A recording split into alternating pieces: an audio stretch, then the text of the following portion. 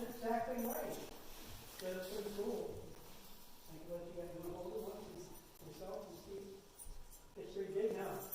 Yeah. So I was thinking about like our reading glasses or magnifying glass is a good symbol of being able to see with God's love, because some things we can't see very clearly, but when we see them through God's love, then we can see them a lot better. And sometimes we need to, and we see something we're not, critical or mean about it, and we see something we can help out. That's really, really important. So I'm going to ask you guys to go ahead and put your hands on the magnifying glass, and we'll ask God to help us see with His love. Dear Lord, open my eyes, and let me see, others the way you do. Let me love them with your love. Amen. All right, very good. Thank you guys. Can you head back and get us a mug for our mission mug time? So we really appreciate it. Usually every Mission Month Sunday, it's usually about $125 or so comes in to support. It's been one of the bigger supporters for our mission month.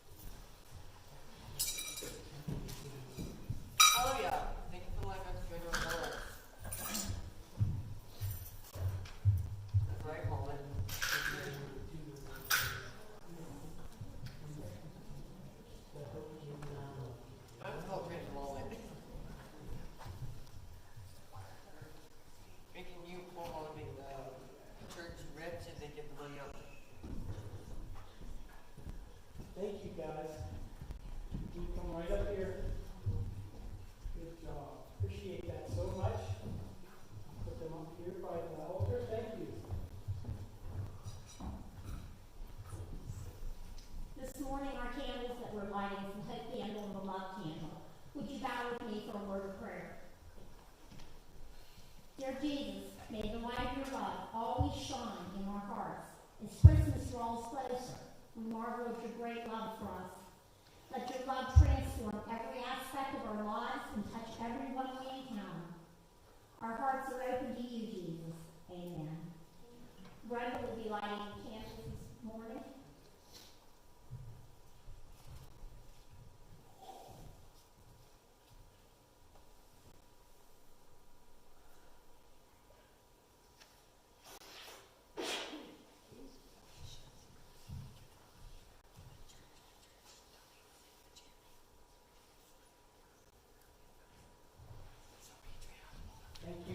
Thank you, ladies, so much for caring for that. Well, we've had a very full service this morning. I'm honored to share God's word with you. And I wanted to, each of the Sundays, I'm focusing on the theme behind the candle. And last week we talked about hope, how God gives us hope, and then we're to share hope with others. And this morning we're going to talk about God's love, and then how we're instruments of God's love in a needy world. We know Matthew's gospel tells us about Jesus' birth through the lineage of Christ. Luke's gospel tells us about the angels and the shepherds and the magi and the wise men. But John's gospel kept it very simple, but kind of philosophical. And I think you all know John 3:16. For God so loved the world. That's the part that got me. It said, for God so loved the world. It could just say, for God loved the world. But it added that two-letter little word, so. And there's a lot to gain from that. But we know that verse, for God so loved the world that He gave His only begotten Son, that whosoever believes in Him should not perish but have everlasting life. And many years after that, John, the apostle, who recorded wrote a letter, and he echoed love. 25 years after he felt the love of Christ, he echoed love. And I have a passage I'm going to ask Lily to bring up, and I'm going to share it with you.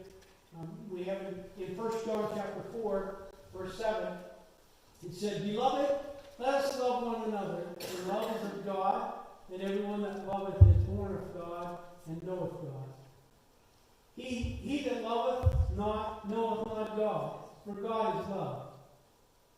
In this was manifested the love of God toward us, because that God sent his only begotten Son into the world, that we might live through him. Herein is love, not that we love God, but that he loved us and sent his Son to be the propitiation or the atonement for our sins. Beloved, if God so loved us, we ought to also love one another. No man hath seen God at any time. If we love one another, God dwelleth in us, and his love is perfected in us. You can go back to verse 11 there. Really there. So we have these two great verses, John 3:16, and then here 1 John 4:11. For God so loved the world that he gave his only begotten Son. And then this says, Beloved, if God so loved us, we also ought to love one another. So I wanted to look at quickly this morning, because we've had a full service, but what does it mean to say God so loved? What do we find in that little tiny word so from what we know about Christmas and all the things that we've experienced through Christ? And I really think there's three things that are kind of caught up. And you could probably find a lot more, but three things struck me with God so loved the world. And that God gave his Son because he loved us. And the second one is kind of the same but a little different. God sent his Son because he loved us. And God's love towards us is an endless love. And I want to lift up these three things. So God so loved the world that he gave his only begotten Son. And the word give in Greek is didomi, and it means to give, but it's really interesting because it says to give with an open hand. You know, if you give something with an open hand, you don't expect to close your hand and take it back from somebody. You know, if you give with an open hand, it's offered freely. The interesting thing is it can be rejected or can be accepted, but it doesn't change the fact that it was given. So God so loved us that he wanted to give to us the most precious thing of all, and that was his Son, Jesus Christ. I think everybody, when you think of the Old Testament story of Abraham and Isaac, it strikes you that God gave a lesson there. Are you willing to give me what's most precious to you? And God was willing to give, or Abraham was willing to give Isaac up, but then God stayed his hand and said that he didn't need to do that. But when God was asked to give his Son, he had to follow through with that. And it's important to, when you have received a gift from an open hand, you never forget that. Amen? At different times, if you have things given to you, maybe some precious keepsake or memory, or you wanted to give to your kids or grandkids, something that meant a lot to you. There was a fellow in my last church, back at Christ Church in North Huntington. His name was Orville Drescher. Right below that church was a little tiny town called Colder. In Colder, there's only one way in and one way out. Because you went down the road towards Colder, and you ran smack dab into the railroad tracks and the Youghiogheny River. There's no bridge over. And so it's like a very country-type area in the middle of the suburbs. And when I first got to that church, I met a dear man in the church, and his name was Orville Drescher. And he lived at the first house that you saw when you came into Colder. And he was affectionately known as the mayor of Colder. And I found that to be very true in so many ways. He wasn't officially the mayor of Colder, but everyone knew they could ask Orville about any question about Colder. He knew a lot about Art Rooney, Sr. was actually lived in Colder for a little while, from when he was a little boy to his mid-teen years. And so it has a lot of history. But so I was thrilled when I first got to not only meet Orville in church, but I went down and met him, and he and his wife at his home, and got to begin to talk to him. And we found that we enjoyed hunting together. So we got to go hunting. And I asked him, I said, I know this is kind of in the suburbs, Dora, but Culver seems kind of out of the way. Is there any place where you can shoot around here? I could go and shoot my pistol. And he said, oh, yeah. He said, just go down my road right here. It's going to turn into a dirt road, and down at the very end, there's a bank of dirt, and you can shoot your pistol with anytime you want. So he said, let me know when you're going down. So I did. I told him one day I was going down to shoot a little bit. And so I barely got started shooting, and lo and behold, this car comes flying down the dirt road, skids to a stop. Out steps an elderly lady, and she said, what in the... I can't really tell you what she said, but what are you doing here? What are you shooting out at the end of my road? And she went on, and I was like, and I said, well, Orville told me I could, because Orville's the mayor of Culver. And she said, I don't care what Orville Drescher says. He doesn't get to decide everything around here. She went on, and I was really getting worried now because I pulled the Orville card and it didn't work. And finally I said, well, Orville told me, and she said, Orville's the one that told me you were coming down here to shoot, and he told me to come down here and give you a hard time. So that was my welcome into Culver.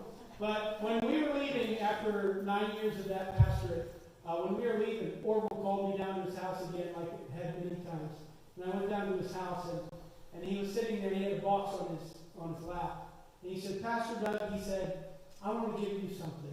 I said, Orville. And he said, no, really. He said, I'm not hunting flintlock anymore. And he opens up the box. There's a beautiful flintlock rifle in there. And he opens up that box and he says, I'm really not hunting anymore. And he picked it up with his hand. And in open hands, he handed me that flintlock rifle. And he said, I want you to have this. I want to give this to you so that you can enjoy it like I have too. And you know how that makes you feel, amen? When somebody gives you something in open hands, and you know that they are offering it out of the goodness and love of their hearts. Well, think about God loving us so much that that's the way He offers Jesus to us. Amen? Amen. God the Father offered us His Son, just gave Him to us. And the shocking thing is, the only thing that can keep us from the love of Christ is ourselves. Anybody that can reject the love of God in Christ, I can't comprehend it, understand it. God so loved the world that He open-handedly gave His Son to us. And then I had to ask, if God so loved us that way, do we love others with an open hand? Do you love other people with open hands? And so many times that's hard for us to do as human beings. Even people that have hurt us. How amazing that we're still called to love people with an open hand, open arms. And I'm learning more and more that that's the way that we should be. The second thing, and it kind of fits in with a gift of God's Son, was it's more imperative that the Bible says that He was sent. In verse 10 of chapter 4 of 1 John, it says, in this is love, not that we love God, but that He loved us and sent His Son to be the propitiation of our sins. The love of God had a mission, and that mission was you and me. I mean, think about God loving us so much that He was on a mission, and that mission was you and me. See, a lot of times people think Christianity finds its center in the cross at Calvary or Easter morning in the empty tomb. But you know where Christianity really finds its birth? Is right here. When Jesus was born in a manger. That's when the salvation plan really started. That God sent His Son to us to be able to love us. And this is what we say in theology is the incarnation. If God did not become a human being, you and I are cooked. We don't have a chance because we have a problem that we cannot solve. And the only one that can solve it is God in human form, and that's God that has come down to us in the form of a baby, Jesus Christ. This is why, like in our great creeds, the Nicene Creed, you say, He is very God of very God, but very man of very man. What does that mean? He's both divine and human. Why? Because there's no other way to save us than to come that way. So God sent Jesus on a mission. and his mission was to save us. This is echoed throughout the Bible. It's so important it's echoed throughout the Bible. How about Galatians 4 and 5? At just the right time, God sent forth his Son, born of a woman, born under the law, to redeem those who were under the law, that we might receive the adoption as sons and daughters. At just the right time, God sent his Son, Jesus Christ, into the world. You know, I don't know if that gets you fired up, but that gets me fired up. You know? And then he said, God sent his Son, born of a woman. You see the pull between the divine and the human that was necessary? There's the divine and there's the human. I love it in Hebrews it says that Jesus is both the ones who are made holy and the one who makes them holy are of the same family, because Jesus is not ashamed to call us brothers and sisters in Christ. How about that? Jesus is not ashamed to call you family because of how much he loves us. And what really blew me away was when I looked at the word sent there in 1 John, it used the word apostello. And I thought, well, that's two words paired together. Apo, from. And so I said, what does stello mean? And this is what shocked me. Stello actually means to avoid, to withdraw. This didn't make sense. How does this mean sent? To avoid or to withdraw. The word apo acts like a negative. And it's saying to us that God decided not to withdraw from us. God decided not to stay away from us. God decided to come to us. And that's something, that's our God. He loves us so much, he refused to withdraw from us. He refused to stay away from us. Now here's what I'm saying to you. If God said we should so love our brothers and sisters as God has loved us, how many times have you thought, well, there's a person I'm going to stay away from? There's a person I'm going to withdraw from. Ooh, amen. Whatever that was. All right? You don't have a right to stay away or to withdraw from other people. Isn't that something? Because Jesus didn't stay away from us. He drew close to us. Luke 4:18, Jesus said, he has sent me to preach good news to the poor. And so we need to show the love that Christ has shown us. We need to show that to others. We need to be sent. Every day you should think, I am sent to other people to try to help them. And the Bible says we're ambassadors for Christ. We're like letters sent from Christ. Paul said, you are my letters to the world, sent out to the world. When I first came here, Pastor Dave introduced me to something that was kind of difficult, and that was praying for your waiters or waitresses. He started showing me that anytime you go out for dinner, if you go out this afternoon, and you can say, you know, we usually pray with our meal, is there anything we could pray for you for? You know, as soon as they come to take your order, it's a perfect opportunity. And we had gone to the chuck wagon, and I remember the young woman that came over to us, and Dave looked at me and he goes, I'm going to show you something here. You're going to show me, you know? And Judy and Patty and I were there, Dave, as I mentioned, and the waitress came over, and Dave said to her, we always pray before we eat. Is there anything we can pray for? And she went, shot her chin. She said, well, pray for my children. She said, I'd like you to pray for my children. And then she said, pray for my husband too, because he was hurt a while back on the turnpike. He was pinned in between two utility vehicles from the turnpike. He was pinned by one of his co-workers up against a truck and had his back damaged. And Dave said, well, we'll certainly pray for both of those things. All of a sudden, she put her hand up to her mouth, and she gasped, and she said, oh my goodness, or oh my Lord. She said it was a year ago to the day. It was a year ago to the day that he had been injured. And God knows our times, amen? And what she needed to feel like and know that God had sent someone to show his love to her. The last thing that I want to share real quickly here, and I know we're over our time. God has loved us with an endless love. God has loved us with an endless love. He has so loved us, we just can't get away from Him. There's a contemporary Christian song called The Reckless Love of God. I think we've sung it different times. And these are the words for it. Oh, the overwhelming, never-ending, reckless love of God. Oh, it chases me down, fights till I'm found, leaves the 99. I couldn't earn it. I don't deserve it. Still, you give yourself away. Oh, the overwhelming, never-ending, reckless love of God. That's how God loves us. Even though we don't deserve it. Aren't you glad He loves you that way and people that you love and care about? There was an old time hymn that had the same message. This is what I like.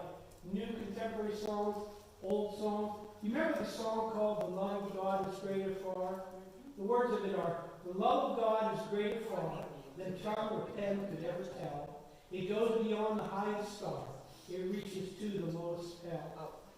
Could we, with ink the ocean fill, and were the skies of parchment made, with it were every stalk on earth a quill, and every man a scribe by trade, to write the love of God above would drain the ocean dry, nor could the scroll contain the whole, though stretched from sky to sky. So, long ago, hymn writers, contemporary people, talking about the love, the endless love of God. Have you experienced the endless love of God in Jesus Christ? You know, if you're not saved, you know, I appreciated Sam at the gathering there. This was a praise I forgot, Justin. Over $800, almost $900 in gift cards were raised for Children's Hospice in Pittsburgh. There's a praise the Lord. Can you give the Lord a hand clap for that? There were only about 50 people there. There were only about 50 people there. But I was kind of, my heart was kind of dropped with that. And it's a busy time and everything. But when they counted up those gift cards, over 800 gift cards given, you know, just to show the love of Christ. How awesome for us to give that to the woman who works for Children's Hospital and cares for those families. There is an endless supply of love from God. But if you receive it, you also have to offer it to other people. If you receive the love of Christ, you need to offer it to other people.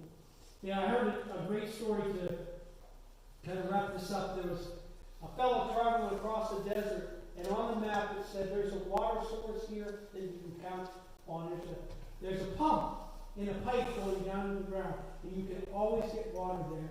So he was counting on that, and he traveled across the desert, and it was so desolate, so sandy. But there is, just as it was said, there was a few trees, and there was this pump coming up out of the ground, and pipe going down into the ground. And he walked over and he started pumping the pump a couple times. And then he looked at the map again and said this pump would have water. And then at the base of the pump, he saw a little note sticking out of the ground on a string. And he reached down and he moved the sand away. And he found a quart jar of water. And then a note with words on it. And it said, "This is clean, pure water. You can drink this down and satiate your thirst, satisfy your thirst. But if you take this water and you pour it into this pump, it'll prime the pump and you'll have all the water you could ever want." And so the man, he was so thirsty, he had the decision to make whether to drink that water or whether to do as it had said. So he took that water and he poured it in that old pump and he started to run that pump handle. And anybody that's run an old water pump knows that leather gasket finally filled with water and began to draw that water up out of that well. And he pumped and pumped, and up came the water. And he had all that he needed. He filled his canteen, he filled his bag, he had all that he needed. And then he looked at the bottom of the note and it said, after you've drawn all the water you need, make sure you fill the jar again for the next time. That's what we get to do as Christians, amen? We're loved by Christ, and we have the privilege to be able to soak in all the love that we need and then offer to others. When we had our afternoon with the recovery folks from recovery and our church members and some counselors here. Ray was here and shared his testimony about how, is there any doubt that God loves Ray? Amen? Connie, any doubt that God loves your Ray? He loves him. And one of the other guys, he stood up here and he said, right here in this church, I expected him to burst into flames. Well, it didn't happen. And he stood up there and he said this. He said, being in groups that helped me in my recovery have taught me to let other people love me until I can love myself. Well, guess whose job that is? That's your and my job. Not to try to, and I feel sometimes for recovering folks, they think everybody has them figured out. They think that if they had that problem, they somehow would beat it. Well, you don't know unless you be in their shoes, whether you beat it or not. The important thing is God calls you to love them. And when we love them, it's like giving them a quart of water that they can pour it into that pump and they can draw their own water out of the well.